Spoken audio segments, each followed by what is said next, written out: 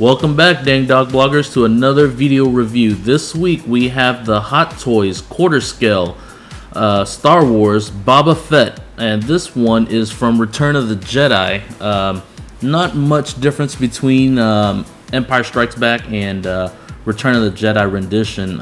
Maybe you guys can tell me if there's major differences. But why do I say Return of the Jedi? Because of the display base that he comes on. The display that is included by the Hot Toys piece for this particular quarter scale is phenomenally awesome. It's the bow portion of the skiff that the most of the title characters are on top, and then of course the last time that we actually saw Boba Fett in the actual movies before his quote unquote timely demise. But now that with Battlefront coming out and Star Wars saying that he is actually alive from the Sarlacc pit, we haven't had a chance to really go through the figure. We pretty much just opened him up and got him on this display stand, and we've been literally sitting here 5 minutes just gazing upon it. It's an awesome piece. Not a lot to go over besides what a lot of people already know. 13 minutes of movie time between the two movies. The number one selling action figure in the Star Wars franchise, so that says a lot. Everybody loves a. I really can't say he's a villain. He's more of if you want to get technical, he's right there with a questionable Han Solo with probably less ethics than Han, but he's a mysterious guy out there. He's a bounty hunter. That's exactly what you can say. I don't know a ton about the expanded universe for Boba Fett. Obviously, with his popularity, there's a ton of backlore behind him. I can tell you that a lot of people, he's the famous Mandalorian, but what you have to realize is he's not actually born into that clan. The backstory is he gave pretty much a life debt to somebody who saved his life and passed away, and thus he took on the armor and became a Mandalorian. And eventually in the books, I want to say he becomes the leader of the Mandalorians. So hopefully in the newer movies they'll elaborate a little bit more on that. And obviously everybody's already speculating with seeing the banner in Maz Kanata's palace there that we all see in the new trailers. But let's get into this actual figure itself. Here we go. We now have them repositioned through on two different hands. This piece from Hot Toys actually comes with 4 sets of hands, so 8 hands total. Comes with 2 fisted hands, 1 set of fisted hands, 1 set of relaxed hands, 1 set of the pistol gripping hand, and then 1 set of kind of relaxed almost. It's the one that we have positioned now where he's holding onto his belt. So four total. Outside of that, 2 guns. The exclusive set does come with an additional handgun and holster. Also, it comes with the blades and the sheath. Outside of that, you get this bitchin' little stand here. To go over the figure a little bit, your typical joints for a quarter scale figure, they're not going to really hold back on the different maneuverability. We're really not going to go into that much. People that have Hot Toys figures, you pretty much know the logistics of it. Head that's on a ball joint can move 360 degrees around. The shoulder joints can move 360 without the pads there. Now, obviously, you're going to only get about, I'd say about 160 degrees of movement from, the shoulder moving it, either ways. Outside of that, double jointed elbows and ball jointed wrists.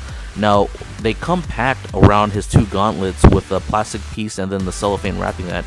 And it does come with a little sticker that says, please handle with caution when removing it. So, as you'll notice, the details on the gauntlets, it's insane. I'd say it's even more intricate than the actual Iron Man figures. Maybe I'll hold that until the quarter scale Iron Man stuff starts coming out. But the detail on the gauntlets are phenomenal, but you do want to treat those with care. His cloak coming out the back, I couldn't even tell you what it is, the half cape or whatever, the tattered poncho, so be it. It is kind of wired. It still takes a little bit to really position it to the way you'd like it. I really wouldn't atone it to a true wired cape of the past, but you can get it into some nice positions, and it's definitely not like the sideshow piece where It comes with a hard fabric to where it just looks bad any way you want it, any way you try to position it. His rocket pack in the back, typical like most, it attaches by the 2 hinges. There is nice little cloth straps for the actual hooks or the D-rings that come out the back of Boba Fett himself. Gives you a little play, so it's a lot easier to put the pack on than the actual sideshow piece. On mine I actually snapped the piece off the jetpack, and I had to crazy glue it in order for it to be positioned in. The 2 booster rockets on the side only move 180 degrees of movement up to the top. Outside of that, double your typical movement in the legs. And they are ratcheted joints, so that's a huge bonus. But we don't expect anything less from Hot Toys, because they have yet to not produce ratchet joints in any of the quarter scale figures. We go on down to the actual antenna, and then the sight that's on his actual helmet. Now mine, when it came in, has a slight bend on the top. Now the actual instructions does not have that bend.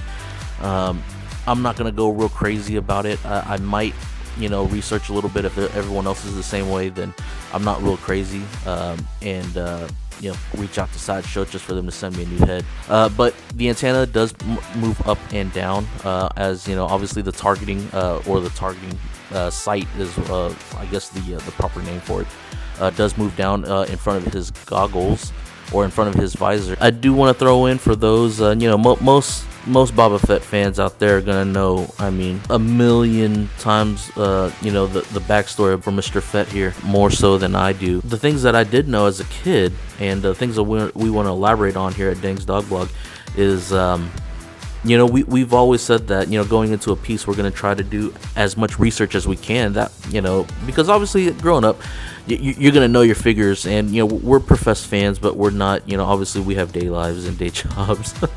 But whenever we get the opportunity to learn more about these characters, whenever we get a piece like this, or whenever we go into a new movie, we're gonna learn as much as we can. So before we actually get this video produced out, I'll try to get as many facts as I can, and then we'll attach it onto the Dang's Dog Blog Facebook site, where we'll actually post a video up as well too. But one thing I do remember as a kid is the braids coming off of Boba Fett's actual right shoulders are, they're Wookiee. The other thing that we know now is, obviously from the prequels, he is a clone, but that's not. They never discussed the Mandalorian part, but learning recently that he actually adopted the lifestyle, took on the Mandalorian look, as well as carrying their signa. That is because of a life debt for somebody that gave their life for him, and he vowed to take that on, and then obviously became the leaders of the Mandalorian. Well, I hope that's a little bit of info that I can share out to you guys that you haven't known yet. Till the next video, I appreciate you guys for subscribing and watching our videos. Please join us on Facebook at Dang Dog Blog. Till the next video, guys, may the Force be with you.